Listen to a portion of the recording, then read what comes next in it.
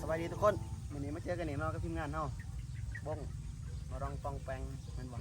วันนี้เราช่วงของเพียงยังวันนี้ กินนัดอยู่แคมป์ของ โอเคมาผิดพลาดประการใดกับขอตรวจต่อไปนะเนาะอันนี้มือสมัครดิ กูเว้นมือของแท้ โอเคเอาเนาะ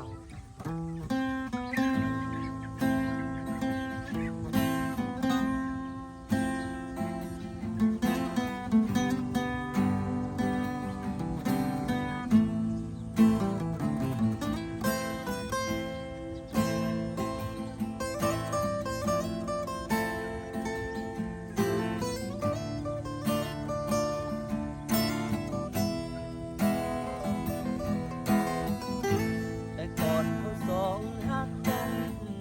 ดีๆไปเที่ยวแต่ละทีมีกันและกันบ่ายสองสามโมงเฮาโทรหากันอ้ายกับจอมขวัญนัดกันที่ห้างแคมป์ของนั่งของยืนคอยบ่เห็นหน้ามนต์หรือนางสับสนเรียกงานจึงบอกมาคอยให้คอยดนแล้วการด่า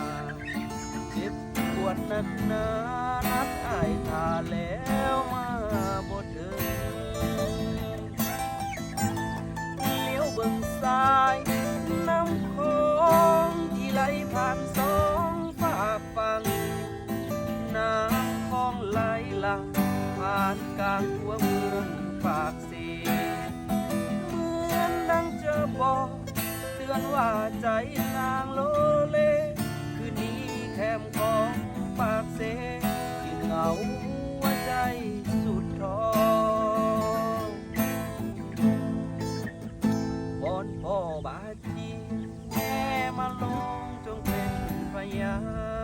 นช่วยเป็นหลักฐานว่าวันนี้แสนสุดทนขอให้ถ้าน้องนั้นบอกมาตัวกันได้ลงหัวใจนี้แหลกขึ้นคงจมลงกับสายน้ำคลอง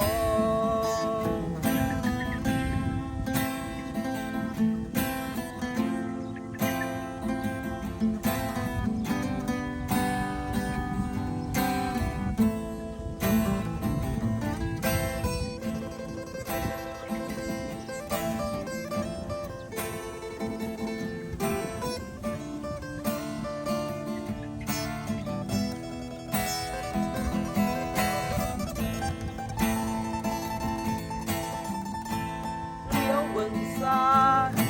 น้ำโขงที่ไหลผ่านสองฝากฝั่งน้ำคลองไหลหลังผ่านกลางหัวเมืองปากสีเหมือนดังจะบอกเตือนว่าใจนางโลเล